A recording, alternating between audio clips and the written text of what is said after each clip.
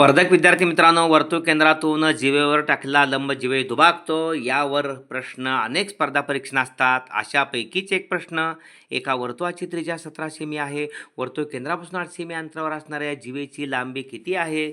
या ठिकाणी वर्तुळ काढल्यानंतर वर्तुळाची त्रिज्या दिलेली आहे. या ठिकाणी 17 दिलेले आहे. वर्तुळ केंद्रापासून एक जिवा जे आहे ते 8 अंतरावरती आहे.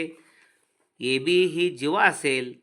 ओ हा केंद्र आहे. ओ एम वर्तुळ केंद्रातून जिवे टाकलेला जिवे दुभागतो. जिवेची लांबी या ठिकाणी विचारलेली आहे.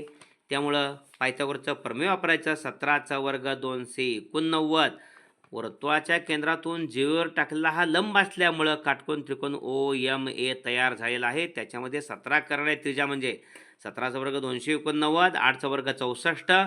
पायथागोरस प्रमेयाचा अचूक वापर करा. 9 मधून 4 गेले उरले 5, 28 मधून 6 गेले उरले 2, 225 उरलेले आहे. 225चं वर्गमूळ या ठिकाणी 15 आहे. निम्मी या ठिकाणी लांबी जी आहे जिवेची AM 15, MB 15, 15 30, AB 30. अचूक पर्याय शोधा. या ठिकाणी नंबर 3 अचूक पर्याय. असे प्रश्न अचूक सोडवा. धन्यवाद मित्रांनो.